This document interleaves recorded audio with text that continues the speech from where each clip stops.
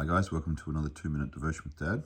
We're in Mark chapter 1 and Jesus is starting to perform miracles. So we're entering the crossover stories now, and rather than try to cover the same story and just talk about it the same way, I'm going to try to pull out different angles, whatever I feel God's leading me to speak on, I guess.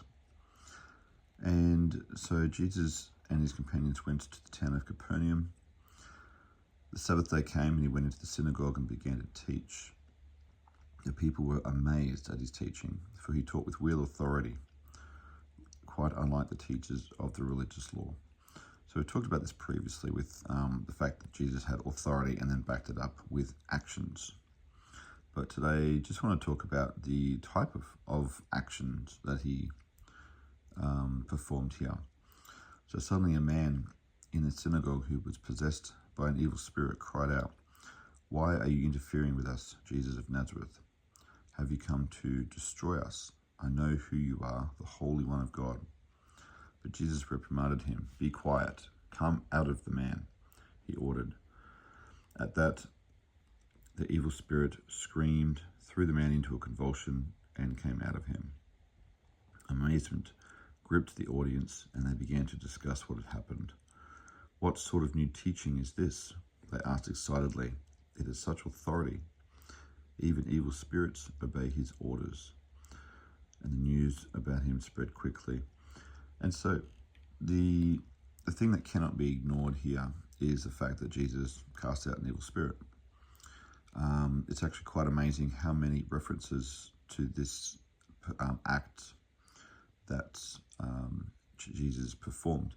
Not many people talk about this kind of thing.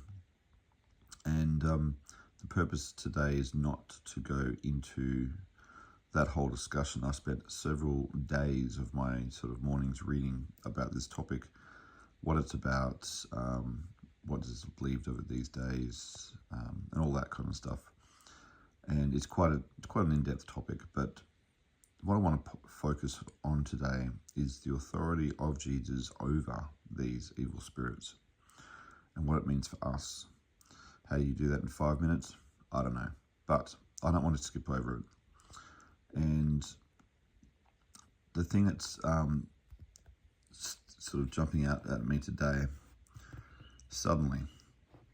So this incident here, it looks like it was provoked by the fact that Jesus was teaching with authority. And they didn't like that. And this caused them to manifest in a certain way that caused a disturbance. And Jesus just told them to shut up and get out of the man like it was nothing. And they obeyed him, of course, because Jesus has ultimate authority. I mean, he's already demonstrated authority over the devil in the temptation, where he successfully was able to shut those temptations down. So he's already acting in a form of authority, having already beaten the devil in one form. Obviously, the ultimate win has not happened yet. So, but Jesus is already, having coming out of this temptation, he's already acting in authority. But now he's sort of stepped it up, where now technically the devil's own subordinates are now being challenging him, and he's just telling him where to go. So the point here, I think, is that Jesus, who lives in us, has authority over these spirits. Whatever it is that is causing this to happen, Jesus has power over. Now, there's a lot of information that you can read and find out about this stuff. But look at this. Demons frequently cause disease, self-destructive behavior, and other things like, conditions such as epilepsy, not all of them, of course, but other conditions and medical infirmities. It looks to be some of these are attributed to the work of the demonic realm. And it says here, he didn't need to, this is just the notes of my Bible, not the Bible itself, of course. You didn't need to utter any magic words. He just simply spoke with the authority of the Son of God, and it had to obey. So the encouragement, I guess, and challenge for us: Jesus lives in us. He has authority over these things, whatever the manifestation, whether it be an infirmity or, causing people to do things, or or something that's you feel in your own life that's possibly not necessarily a possession, because that whole word can be misinterpreted. People can be simply under the influence of this stuff. Don't get caught up on this. The authority is in Jesus. He lives in us, and he has power over these things. And so if Jesus lives in you, you can be victorious through him. As we'll read later, the disciples, in their own efforts, could not overcome these things when they were trying to cast out demons from other people.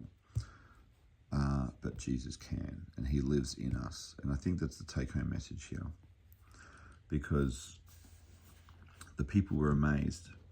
What sort of new teaching is this? Even evil spirits obey his orders. So it wasn't a new concept back then, because they must have been aware already of people being under the influence of these forces. And so it's an age-old issue concerning people, and they didn't know what to do. I guess they might have danced around it back then, I don't know. But now Jesus comes through and slices the butter with a hot knife and goes, no, that's enough. Get out of the man. And he went. And so there's not much more you can really cover in so far 7 minutes. But I just wanted to talk about the fact that Jesus, who lives in us, has power and authority over these things, and therefore, in the name of Jesus, these things have no authority over you. And this is what we need to claim in his name through the blood, because there's so much more here. But this is the take-home concept, I think. And I just want to encourage you that you don't have to be scared of this stuff. You don't have to live in fear. You don't have to live as if you are subject to these things, because actually they are subject to Jesus, who lives in you. And that's all I wanted to sort of cover for the morning for today. I don't know if we'll come back here. There's like I said, there is so much stuff here. But the take-home message is that you don't have to be worried. You don't have to be fearful. You have authority over these through Jesus, who lives in you. Bless you guys. Have a great day, and I'll catch you the next one. Bye.